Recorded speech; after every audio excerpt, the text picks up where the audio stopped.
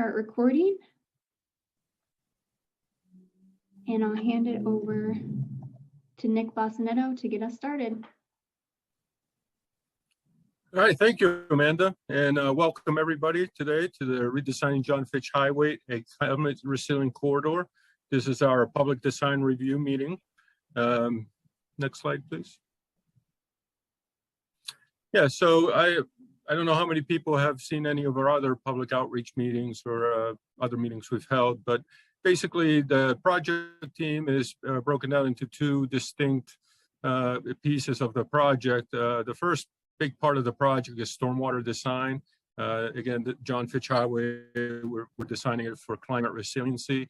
And Nick Erickson, who's our assistant city engineer, he's the project manager and also heading up the stormwater design team.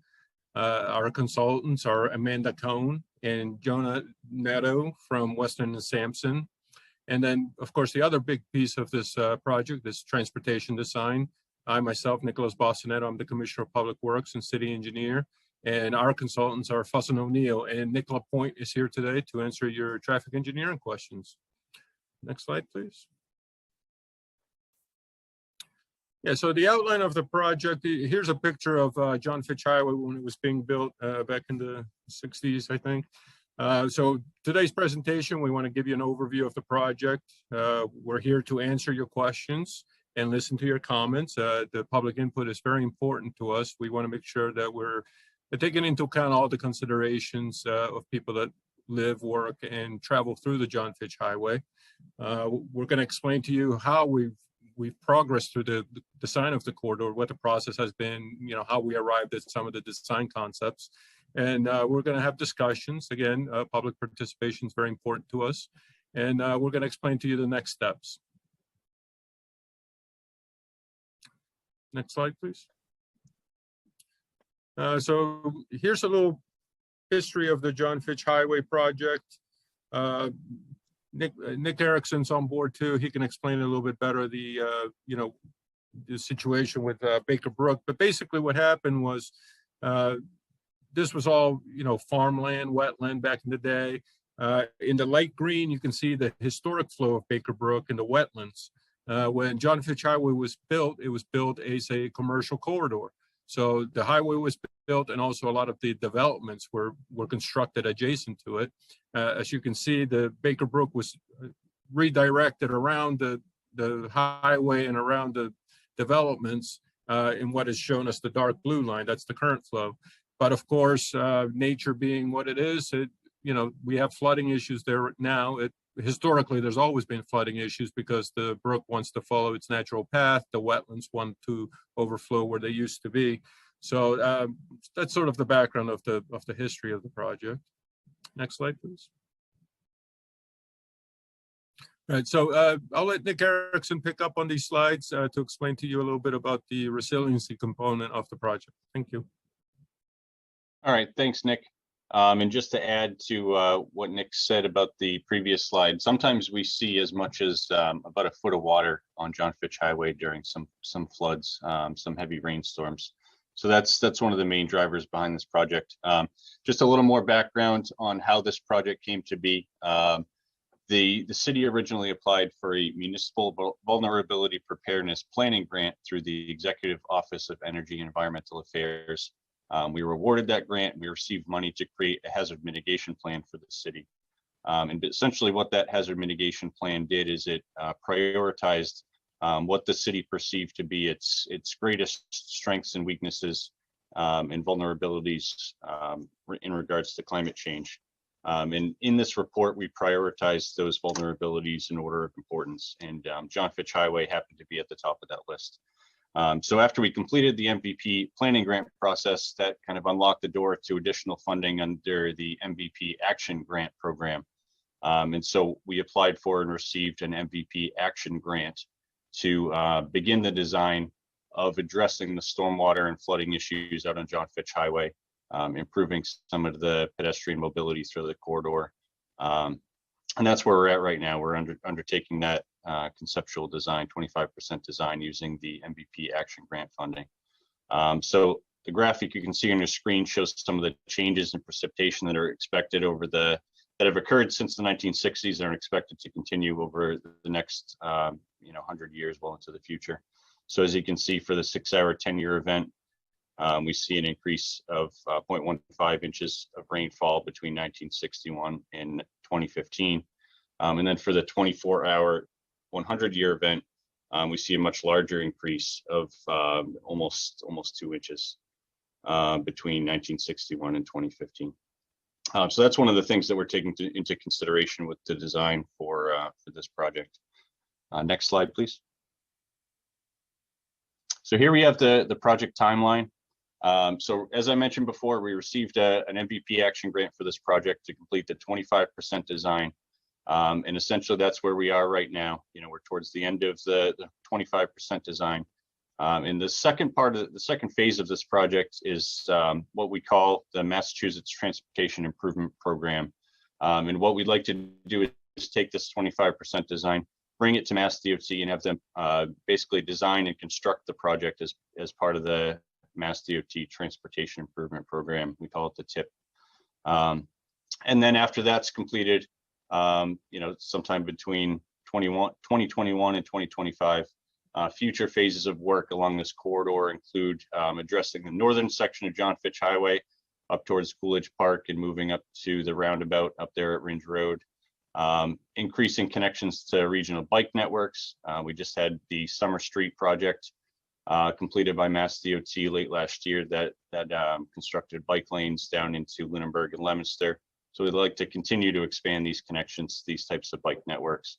And then developing other land use considerations further up in the John Fitch Highway, Baker Brook watershed to address some additional stormwater issues that aren't necessarily addressed with the construction of this project. Next slide, please. So here's a closer look at the project timeline that we're anticipating for this project. Back in April 2021, we submitted a project need form to Mass DOT. Right now, we're in June of 2021, and we're submitting a project initiation form to Mass DOT. Again, both of those are aimed to get this 25% design onto the Transportation Improvement Program, the TIP, for final design and construction funded through both Mass DOT and Federal Highway Administration. So we're expecting that by 2022, we'll complete the 75% design submission to Mass DOT. That essentially is the permitting milestone. And then by 2024, we'll have some 100% submission to Mass DOT for plans, specs, and estimate. And at that point, that's when we start talking about, having more public input on the projects, reviewing the final designs, and then negotiating any right-of-way impacts that are necessary to construct the project. Next slide, please. So this gives a little bit more in-depth information as to the estimated costs for the project. We're anticipating about an $8 to $10 million price tag. As a part of the project, we're redesigning the roadway. We'd be constructing shared use paths on either side of the roadway, updating the pedestrian crossings throughout the corridor, and creating stormwater infiltration sites to address some of the flooding that we see in Baker Brook. Because there's a large amount of impervious cover out there, asphalt and that. So as I mentioned before, the goal is to get this 25% design on the Mass DOT Transportation Improvement Program. And that would pay for essentially 80% of the final design and construction, and then the remainder of the 20% would come from the Federal Highway Administration. And just to reiterate, the funding for this 25% design came from an MVP action grant through the Executive Office of Energy and Environmental Affairs. And on the right, you'll see a case study. This is a project in Leominster along Route 12 that was completed under the Mass DOT TIP program. It's a project of about $6 million worth of improvements, and it's out to bid currently. And this is a similar scope and magnitude as to what we'd be looking to accomplish for this project along John Fitch Highway. Next slide, please. So some of the objectives, I mentioned a few of these objectives for the project that we're completing right now, the 25% design. But essentially want to prepare for the impacts of climate change, We want to install green infrastructure throughout the corridor, take some of the water runoff from the impervious surfaces that are out there. You know, there's a lot of parking lots and roadways and such. We want to improve the streetscape with vegetation. Right now, it's just kind of a sea of asphalt. We want to make it a little bit more of an inviting and green space. And we hope that this will also help reduce the urban heat island effect from having the large amounts of asphalt out there. One thing we've noticed about John Fitch Highway is it's not very pedestrian and biking friendly. It was designed around an automobile-centric commercial corridor. So we want to improve the pedestrian biking experience out there. We want to provide equitable mobility and access throughout the corridor because there are some low-income neighborhoods that are directly adjacent to John Fitch Highway. We want to allow those people to be able to access these commercial facilities along the corridor. And we want to build safer pedestrian and biking infrastructure by using some existing Mass DOT, what they call complete streets concepts. And essentially what that's doing is making it safer for pedestrians and bicyclists to use the corridor. And finally, because this is a major commercial corridor in the city, we want to promote the businesses that are down there. We want to improve, maintain and improve traffic movements and flow through there. We want to manage the access points. There's a lot of driveways, a lot of ins and outs for the different businesses. We want to manage those access points a little bit better to increase safety. And we also want to beautify the corridor to attract businesses and retain businesses in the city. Next slide, please. So just to refresh everyone on the project scope, we're looking at Lunenburg Street to Summer Street along John Fitch Highway. We are not including the intersections at Lunenburg Street to the north and Summer Street to the south. Mass DOT actually has jurisdiction of the intersection to the north. And we're going to work with them on future improvements along that intersection. There, it does cause a little bit of a backup during some times of the day. But that's included into this project. And then on the south side, the Summer Street intersection, we realized there's a little bit of traffic or some traffic issues there with the light timing and whatnot. And we're working to address those. But those are not included in the scope of the project just due to the sheer magnitude and costs. We really wanted to focus on the roadway itself and the pedestrian crossing points and the stormwater issues out there. As part of the project, we also took a higher level look at the watershed of Baker Brook to look for opportunities to improve the flooding situation. And we'll use some of the results from that climate modeling to inform future grant applications under the MVP Action Grant Program, to look at other ways to continue to reduce the flooding in this area. And as I mentioned, this roadway project will include stormwater infrastructure improvements to address some of the flooding issues, and then roadway design improvements to improve the access, pedestrian and bicyclist access to the corridor and safety throughout. Next slide, please. So now Amanda Cohen from Weston and Sampson is going to take over, and she'll walk you through some of the design processes that we've gone through as part of this 25% conceptual design. Amanda? Great, thanks, Nick.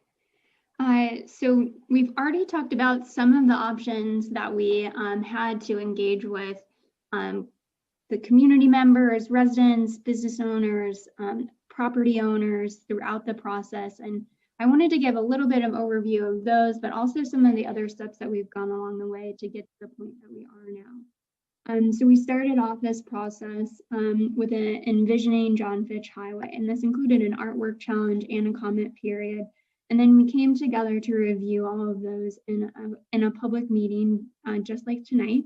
We've been meeting with the steering committee throughout the process that has different leadership from different city departments and other interest groups and boards and committees that all have a unique perspective to provide to the project. We had a focus group with property owners and with the businesses on the corridor to get feedback and really talk about specifically how it might interact with their driveway and other things like that. And we presented the two concepts and got feedback on, and thoughts on which concept might be preferred.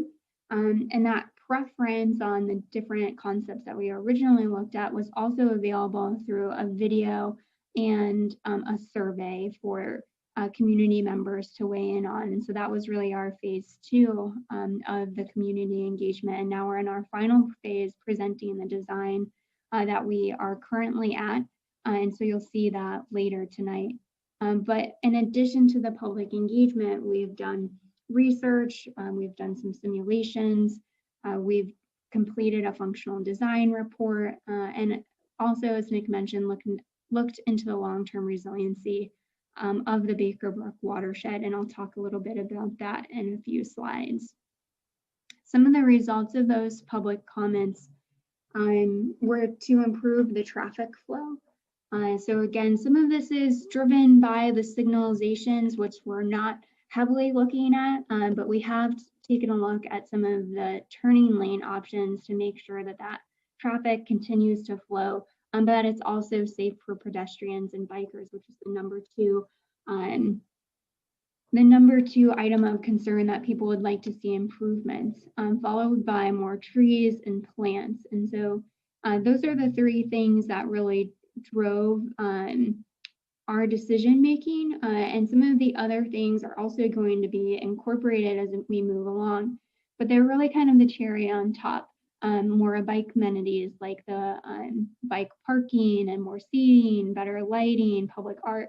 Those things will certainly be things we'll want to get your feedback on and thoughts in future meetings. And we have found some areas within the corridor where those will be able to be placed, and we've put together some initial thoughts to share in future meetings. But we have taken all of these into account and are thinking through ways, not only now, but to prepare for those future steps that Nick presented. Through this process, we did hear that there was interest in looking at the watershed as a whole, which we were happy to hear, because we also wanted to take a look at that. So this part of John Fitch Highway is largely within the floodplain. So there's always going to be some level of risk for the businesses that are present there. But right now, flooding occurs during events as small as the 2-year flood event, which is really frequent, and really is kind of resulting in this chronic flooding issue. And so we looked at ways to increase storage in reservoirs and other ponds in the headwaters. And really, we didn't see a large impact on John Fitch Highway. So after that, we modeled if we were able to reduce the impervious cover by 50% within the watershed and infiltrate that rather than pipe it directly into the stream, that's when we really started to see the difference in flooding on John Fitch Highway. So one way to reduce impervious cover and infiltrate that rainwater into the ground is through nature-based solutions. These are just some common examples that maybe you've seen before, such as bioswales, tree planters, which can be used for barriers for safety, or can be used in other pockets where there's a little bit more room. And these have have additional benefits like improved safety, better air quality, shade and cooling effects, which reduces urban heat island, which we also anticipate to get worse with climate change, improve water quality, and really enhance the neighborhood. And one thing I wanted to point out about these types of solutions is that they are really cool. They're a really cool technology that you do have the nature on top that is treating some of the pollutants. It's definitely soaking in some of the rainwater, but you can also add in extra detention below the surface. So you're really using a combination of solutions to store even more on site and to allow that to trickle into the groundwater and then to feed into the stream rather than really rushing it down. These also allow for overflows into the existing pipe network so that when you do get a big rain event, it's not causing flooding. It's not causing flooding on the roadway. It is going into that pipe network as it would now and moving into the stream. In the next phases of design, we are going to take a broader look at the pipe network and make sure that some of those pipes don't also need to be upgraded in order to reduce flooding. On this slide, I just wanted to point out a few different features that we have taken into account in our design.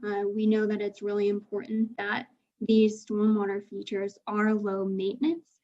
So one way to do that is to think specifically about the types of plants and material that you're using. So we are going to use stones and rocks in some of the places to do landscaping that will reduce the amount of vegetation needed. And will still look nice.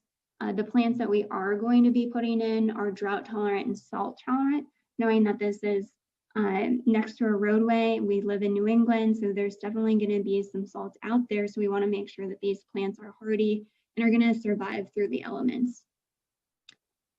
There's also several other components of this that make maintenance a little bit easier. So you'll see these grates in some of the photos, and that really keeps some of the debris, some trash, other things that might get into a system like this and clog it from even getting to that point. And it's also in the service, so it makes it really easy to remove and really easy to maintain. And you can see there are several different places that, or several different ways to get the stormwater into these different bioswales so that we're not only collecting rainwater from the roadway, but where needed off of other surfaces, such as sidewalks and the bike path. And with that, I will hand it off to Nick Bossinetto to talk a little bit about the benefits of complete streets. Thank you, Amanda. So as Amanda has spoken, and so Nick Erickson also, one of the concepts that we really want to include in the design is to increase safety and mobility for pedestrians and bicyclists. Like we've said, this corridor has a lot of jobs, a lot of services, a lot of shopping that needs to be accessible to everybody, regardless of their income level or their mode of transportation or their ability to drive a car. So what we want to make sure is that this corridor is designed as a complete street. And again, complete street is providing everybody equitable, safe access to everything that the corridor provides. And we do that with giving them transportation options. For example, if somebody wants to walk, if somebody wants to use a bike, if somebody's taking a bus or a paratransit or driving their cars or even trucks, the corridor has to accommodate everybody. And Complete Streets really has a lot of benefits, including improved air quality, improves health, and reduces chronic diseases by allowing people to walk more. We also want to improve safety. One of the things about John Fitch right now is it's very hard to cross the street. This whole project actually started because somebody asked us to paint a crosswalk at John Fitch at the DCU. And, you know, as a traffic engineer, I couldn't do that in good conscience because it's not safe. Trying to cross, you know, I think it's 48 feet of asphalt out there. You know, the pedestrian would start crossing, then they get stuck in that middle turn lane if somebody doesn't, you know, so it's not safe for pedestrians. So this whole project started out with trying to create safe crosswalks. And then that's when Nick Erickson and I started talking about, you know, creating refuge islands in the middle and then having stormwater. So this whole project grew out of that. We really want people to be able to cross John Fitch safely. We want to have bike and pedestrian facilities, bus stops.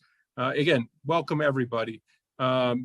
And then also for people with disabilities, you know, people that can't drive or have to use paratransit, they should have the same accessibility to all these jobs and shopping opportunities and service like banking and healthcare as everybody else.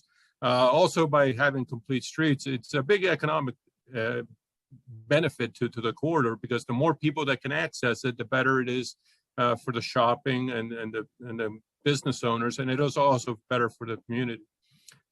Next slide, please. Yeah, so this slide is right out of MassDOT's, I believe it's called the Separated Bike Lane Design Guide. And what it shows is that bicyclists are not just one type of person. The bicyclists, like 1% of the whole population is sort of the experienced and confident bike rider. These guys, you know, they have expensive bicycles, they have the helmets, they ride with the cars, and they always will. Riding your bicycle in the roadway is completely legal. These people will always ride. We're not worried about them. What we want to do is increase the number of people riding bikes. And how do we do that? Well, we have to provide facilities that are, you know, safe and convenient, and people feel safe. For example, you know, children, older people, you know, they don't want to ride in the street like with a bike lane. One of the things about John Fitch Highway, you know, I think Nick LaPointe can maybe correct me, but I think the average daily traffic is about 20,000, and also the speeds are about 40 miles per hour. So to ride your bike, even in a bike lane right next to all that traffic, is, you know, most people don't want to do that. So to attract more people to bike, what we want to do is provide separated facilities, meaning you're more like a pedestrian than a car.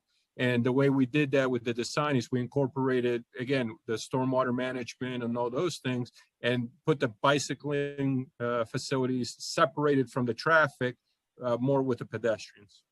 Next slide.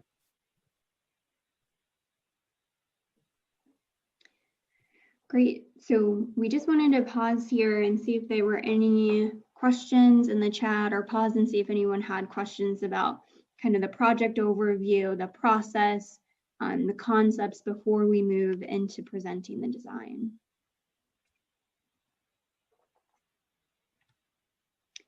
So you can ask your question into the chat, or we've got a small group. So if you want to come off mute, more than happy to have you speak over the audio.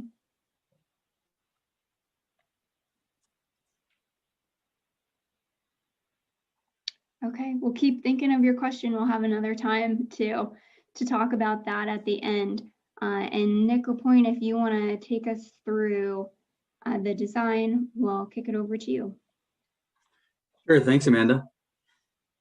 So yeah, Nick Erickson did a great job kind of identifying the objectives. And then Nick Boston teed it up fairly nicely here of what we're doing in terms of pedestrian and bike management. I'll walk through the concepts really quickly, just so people can get a sense of how we're going to accomplish all these goals. And it's a lot. There's a lot of things we need to do within a limited right of way. And so that was a challenge with this project. So this is a slide of what the proposed corridor will look like if you're driving down. This is, I would say, 70% of the corridor. There is a small section to the south where the corridor is going to look slightly different. We have a little less driveways and access management issues to deal with. So we were able to provide a little bit more green space to the south. But I'll start on the left here, which is the west side of the roadway. If you were looking north up John Fitch Highway, you can see that we're providing a new 10-foot shared use path. So that'll be for both pedestrians and cyclists to travel northbound or southbound. You might wonder, oh, well, there's still a lot of pavement out here. If you kind of look at all of the black areas that are hatched, the shared use path is actually going to be porous pavement. So it will provide an additional level of stormwater infiltration. And that's kind of going to be the first of its kind, I think, for Mass DOT standpoint. Yeah, I'm a transportation engineer. I work on a lot of state infrastructure projects and highways, and I believe there's only a half a dozen or so in the state. They're of course a little bit like a dinosaur working with Mass DOT. It takes them a while to come around to more of the more newer concepts. So we're really excited to kind of to bring that forth to them, and it's really going to help with the stormwater management aspect. So you can see the 10-foot shared use path that replaces the existing 5-foot asphalt sidewalk that is already out there. And moving to the right, you can see the tree and then the plants there. That basically represents a grass buffer in some locations, or a location where we're going to provide that bioswale or green infrastructure that Amanda was showing you pictures of before. And then we'll be installing brand new curbing throughout the corridor. Granite curb will be installed, so that'll be a nice aesthetic enhancement.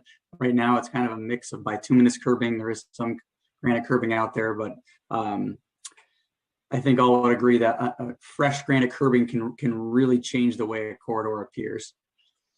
Continuing to move right, we have a 3-foot shoulder, and then we have an 11-foot travel lane. So you'll notice that now John Fitch Highway is a 3-lane cross section where there's a shared center turning lane. We are going to be removing that, and that space is basically being reallocated to provide the pedestrian and bicycle accommodation and the green infrastructure, this tree belt that does not exist now.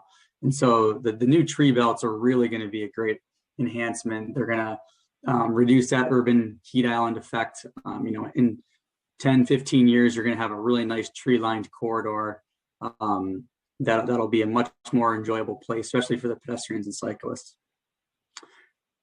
And if you want to continue, basically it's a mirror image on the northbound side of the roadway. It says a 5-foot buffer there on your screen. However, there are some locations that will be as wide as 8 feet. So a really nice separation from the roadway if you're a pedestrian, and provide some really nice area for stormwater infiltration. And if you want to go to the next slide, we'll walk through the concepts quickly, and we can certainly go back and scroll through these concepts if people have questions or want to zoom in on a specific area. But starting on the top image there, this is looking, plan view north is north is to the right. So this is driving up John Fitch Highway. You can see that we're matching into the Summer Street intersection. We're not doing any improvements there at this time. And then you can see the new shared use path on the top of the graphic there. The lane reduction, so it's a road diet. So this is going to help slow speeds. Nick Bosnetto mentioned that the current average speed out there is about 40 miles an hour. That's the 80th percentile speed. So that means there are vehicles that are traveling even higher than that. So a reduced roadway width will certainly help to slow vehicles down. And also the reduced roadway width will make the pedestrian crossing distance shorter. So you won't have to cross that 48 feet that Nick mentioned. You're only really crossing about 30 feet. So that'll be a much better experience as a pedestrian. And as you continue to the south, or the bottom image here, this is in front, as you go past Woodbury Avenue. You can see the new trees that are being installed, a new crosswalk at the park, which will be a nice amenity. There'll be a flashing beacon there to people to press a button to safely cross. There'll be a lot of room for green infrastructure. You can see that little blow up graphic there, that darker green hatch. Those are areas where we're going to be installing that bioswale and subsurface detention strategically at the low points of the corridor to try to address the flooding. Next slide, please. Continuing up the corridor, this is as we approach the Chevrolet dealership. You can see that on the eastern side of the corridor, or the Chevy side, we are actually installing a 5-foot sidewalk. And this portion, this is that area I mentioned where we're at 30% of the project where we're not doing 2 shared use paths on both sides. Really, we felt that a single 10-foot shared use path would be enough to accommodate the amount of pedestrian and bicycle traffic. And there really wasn't any destination points once you go past Chevrolet dealership, continuing southward. There's a large stretch where Baker Brook kind of gets really close to John Fitch, and there really wasn't a need for bicyclists to be on that side of the road. They could easily use the path on the western side. Of course, as we get down towards Woodbury, there are those plazas down there. So we do have crossing points proposed to allow those cyclists to get over to those destination points. And of course, again, there will be that sidewalk, so pedestrians will not have to cross the road. They can continue to stay on that eastern side. Next slide, please.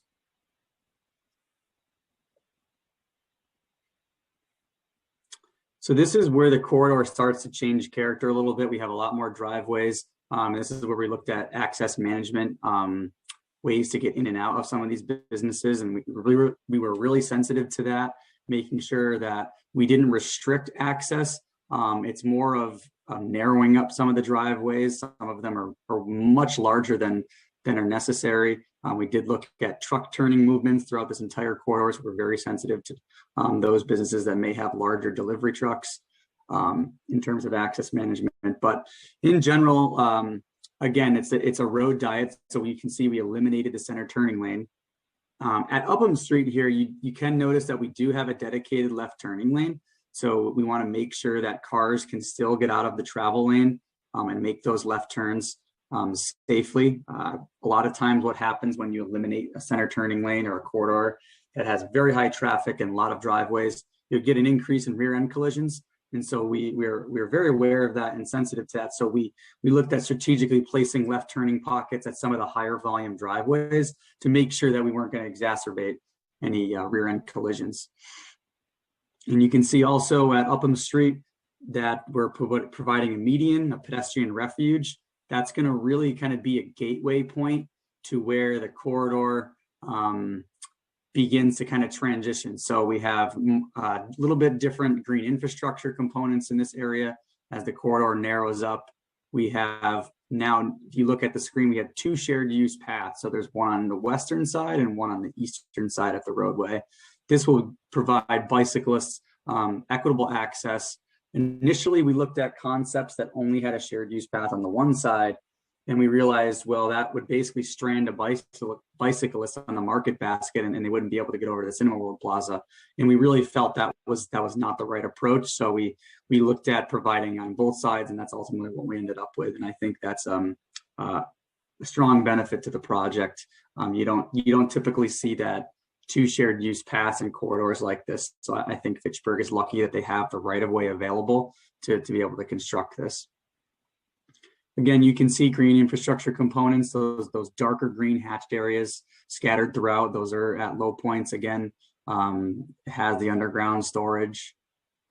You can look at the market basket south driveway. We're doing a one-way in, one-way out there. That's going to definitely help traffic flow and reduce some of the accident frequency that could potentially occur there. If you wanted to go to the next slide. This is advancing further north. This location, I'd like to just highlight where we looked at some more access management strategies. We shifted some of the driveway locations into Market Basket and Cinema World into one combined single point of entry. Instead of having those major driveways staggered, we looked at teeing them up together, squaring them up together, and providing traditional turning lanes into both plazas.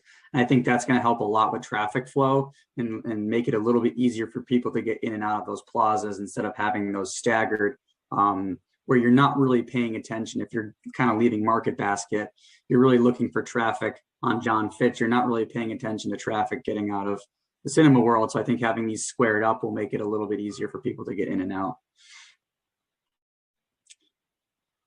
And then as you look to the bottom of the screen, this is where John Fitch transitions to kind of our third context area, where the businesses get a little bit closer to the roadway, and there's some parking lots that are very close to the roadway. And so we did a little bit to try to reallocate parking spaces and avoid some of the parking maneuvers that were causing safety concerns on John Fitch, especially with the one plaza near Dunkin' Donuts, where the barbershop is, where basically the parking, it's pulling 90 degree and you basically back out right onto John Fitch Highway. That can be not only dangerous, but you can almost not even back out of there during the evening peak hours because traffic is backed up from the intersection. So that should hopefully alleviate some of those issues at that location. And we're really excited to provide that. One thing that I will like to draw everyone's attention to is, although we're not touching the Lunenburg Street intersection, we're very aware of the queuing and traffic problems that it causes during the peak hours. We do know it backs way up down past Market Basket. And so we are installing a formalized right turn lane. We are going to reconstruct a little bit there. Right now, there's a slip lane. I don't know if you can highlight that, Amanda, on the screen. There's a slip lane that goes onto Lunenburg Street. And we're basically going to add more storage capacity for that right turn slip. That'll alleviate some of that queuing that's occurring right now. Yeah, right there. We're going to be adding an additional lane right there. Right now it's 2 lanes. So that's going to be something that we can do at least in the short term until that intersection is fully reconstructed by Mass DOT. And again, as the commissioner mentioned, the city is in discussion with Mass DOT to try to make some improvements there, but that is a animal of an intersection. It's a very complex, very limited right of way. So I think we're very pleased to be able to provide some short-term improvements, especially since we're reducing that center turning lane. And I think that center turning lane does get used as almost another turning lane when it gets really bad. So I think the fact that we're able to provide this right turn pocket is very important. Other than that, that's kind of the general concept that's being proposed. Again, this is very preliminary. Certainly has to be reviewed by Mass DOT. It has to have more public engagement, listen to your comments. I would mention that there were other alternatives that you can find on the city's website. The city would be happy to discuss those with you. We did look at signalization of the Market Basket entrance, where you can see in the top of your screen there. Right now, it's being proposed as an unsignalized intersection. It does not meet the signal warrants. However, we are designing this intersection with the future in mind, and that if as this corridor kind of comes back to life and regenerates and more businesses come in, it will be an easy installation for a signal at that location. However, at this point, the warrants for that installation are not met. We also looked at a roundabout there to try to further calm traffic. We found some concerns with Lunenburg Street queuing back into the roundabout because it's a roundabout is by itself unsignalized. We were unable to coordinate that signal with Lunenburg Street, and basically traffic would back up to the roundabout, which ultimately creates a gridlock situation with a roundabout. So we kind of took that off the table for now. So I did want to bring that up as people might have that question. So I'd be happy to answer any questions relating to transportation.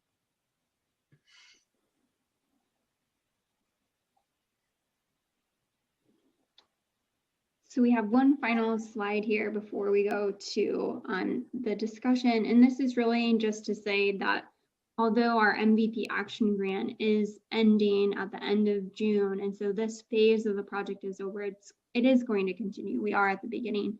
And so if you would like to stay updated, we have an email list that we've been sending out updates. If you haven't received an email from us, you can message me directly and send me your email, and I'll add you to that list.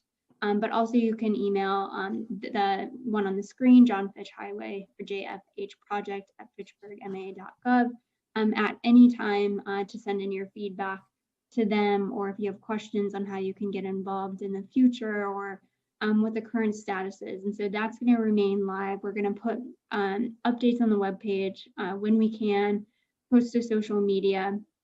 And we hope that you'll tell your friends and your family, your neighbors, that this is going on so that we can get more people involved, because the more people that are involved, the better that we can make this for the community. So we're not going to close out yet. I just wanted to say that before folks hopped off. So we're going to pause here, open it up for Q&A, and then we'll close out the night.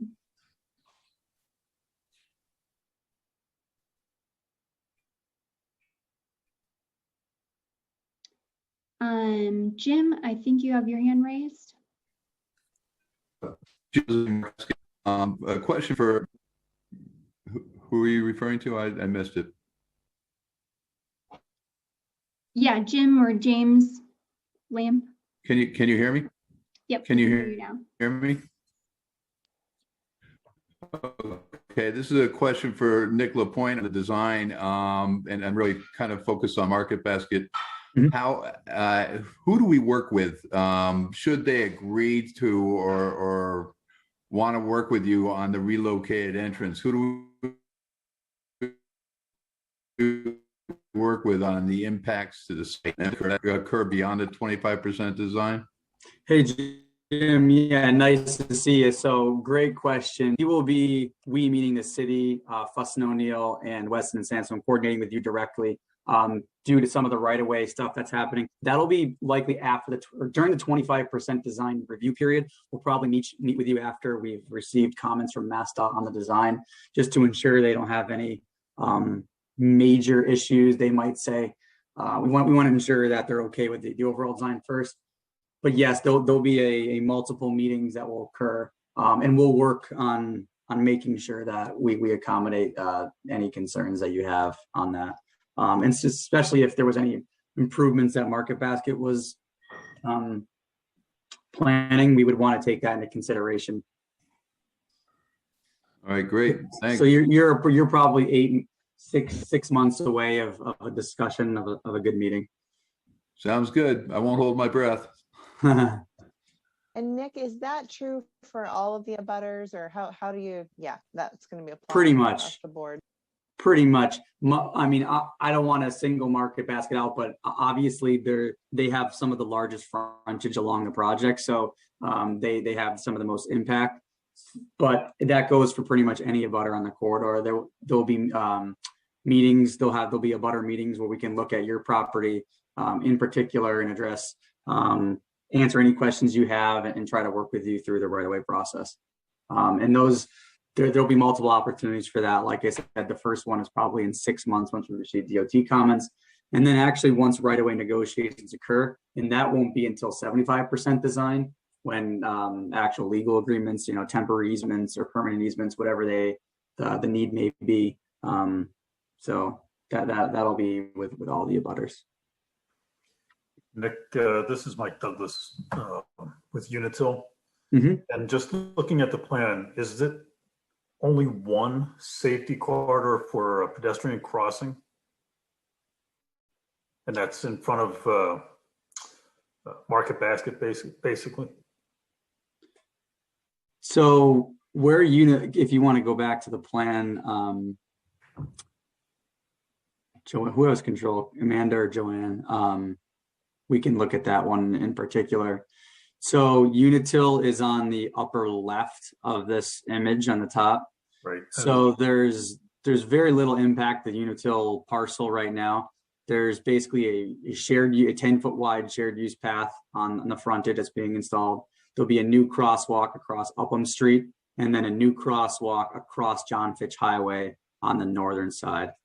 And then again, you can see as you move up the corridor, there's more mid-block crossings, opportunities for pedestrians to cross. But the pedestrian refuge is there's only one in that block. There is only one, yeah, and that's right. That's basically the reason for that is because of the left turn lane that's being installed to turn on Upham Street. It's basically what we call but we need the extra roadway width, and we shadow it with typically a median is the best way to do it because it provides that pedestrian refuge. My concern, and this is just as a citizen, one farther down, would it not be advantageous to have one down towards the barber shop? We could do that. The problem with John Fitch is the right of way is relatively limited. So if we were to install a refuge, right across from barber shop, we would basically have to lose something else. And what we would lose would be the ability to provide a 10-foot shared use path for peds and bikes. It would probably be just 5-foot wide sidewalks. But that's something we might look at evaluating anyway, extending the left turn lane down further for more storage capacity. We're still actually analyzing the signal as part of our project. MassDOT requires us to analyze Lunenburg Street. So we could look at putting one here, but again, it would be at the expense of pedestrian and bicycle accommodations. Yeah, I'm just putting in my mind and my thoughts here. Mm-hmm. There is a lot of people that walk in that area, and they do cross the road there because you do have the businesses on both sides. Where down in front of our facility, you don't have a whole lot of people in that crossing. Yep. That's the only reason I brought that up. Yeah, no, it's a good point, and it's something we're going to continue to look at. This area in particular is one that's going to be a dynamic situation because the MassDOT jurisdiction of this area actually extends into John Fitch Highway, so they're going to have a lot of skin in the game, so to speak, on what this design looks like on the approach of the intersection. So we can't propose anything that's going to make their intersection worse. So ultimately we might be redesigning this area a few times, and that's certainly going to come up on whether pedestrian safety is maximized here. We are installing a rapid flashing beacon, so that should also help with the safety. Yep, right there. So you'll be able to push the buttons and it'll be the strobe lights that flash at you.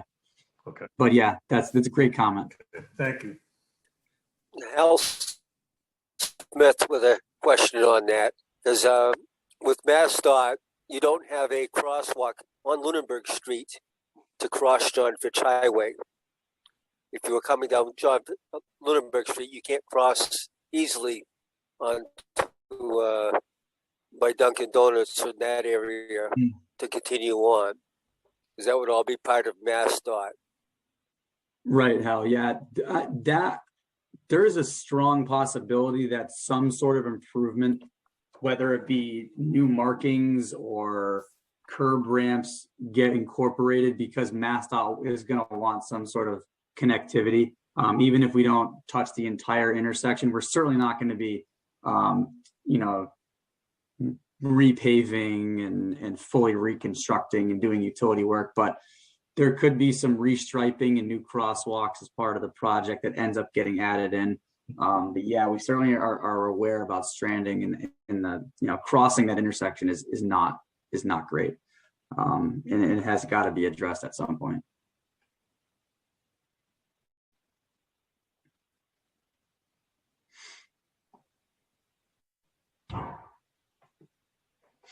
Mike, I see your hand is still up. I'm gonna lower it, and then if you have something, just chime in. I just want to make sure that if you want to raise it later, I see it happen. Oh, I appreciate that. I was just looking to lower it myself. I was also thinking on the pedestrian safety, that I think it does really make a difference that you only have to cross 30 feet instead of 50. That extra 20, you don't have to play Frogger and move a lane at a time and try to get across.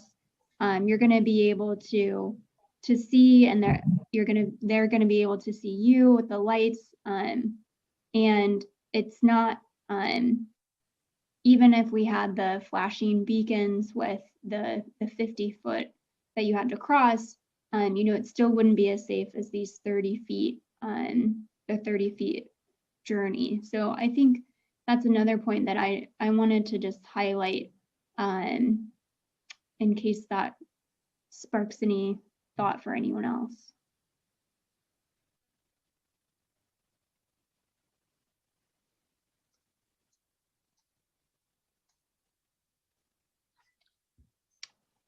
Hey, this is Nick Erickson here. I just had one more thing to add. So the city is in discussions with Mass DOT about this intersection and that stretch of Lunenburg Street from Bowtell Street all the way down to the city line in particular.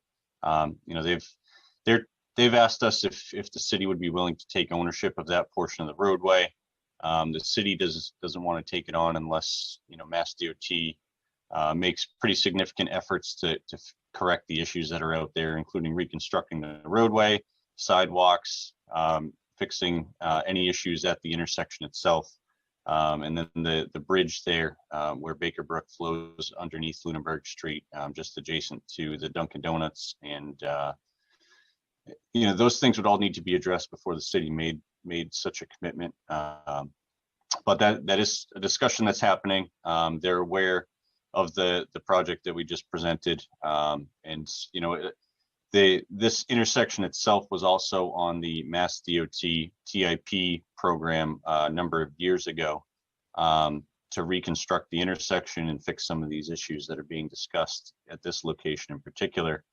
But it was removed from the TIP because of the right-of-way issues at the Dunkin' Donuts and the John Fitch, I think it's John Fitch exhaust, and then the other little strip mall where the barber shop is, because of the configuration of parking and having those cars back out into traffic and the safety issues associated with that.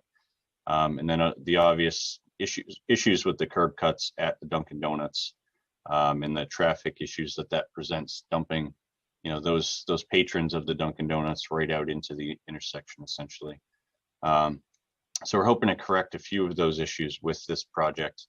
And then, maybe spark that discussion again with Mass DOT to take a fresh look at this intersection and, placing reconstruction of it on the tip. So that's ongoing. Anything involving Mass DOT is never an easy or a quickly addressed issue. So it'll probably be a number of years before we see anything there. But we're hoping, as I mentioned earlier in the slide discussing the schedule, we see something regarding this project within the next 4 to 5 years. And that's kind of where we're at right now with it. But we're definitely aware of a lot of the concerns that have been brought up today, and looking to do everything we can to address them. So with that, I'd like to thank everyone for attending the public meeting today. I'd like to thank Hillary King from the Executive Office of Energy Environmental Affairs. She's our regional MVP coordinator, and she's done a fantastic job guiding us through this whole process, considering that this project was entirely grant funded through an MVP action grant. And I'd also like to thank Amanda and her team at Weston and Sampson for the presentation today and all the work they've done on this project so far, and Nick Lapointe and his team at Fuss & O'Neill for the awesome job on the traffic transportation design that they presented tonight. It's a tough project and a lot of challenges to overcome to make sure that in the end everyone's happy, and I think they've done a good job at getting us as far as we can be with regards to that. So again, thanks everybody for attending. Please be on the lookout for future public input sessions for this project. And we hope you guys and men and women all have a great evening. Thank you. Thank you all. Good night. Thanks.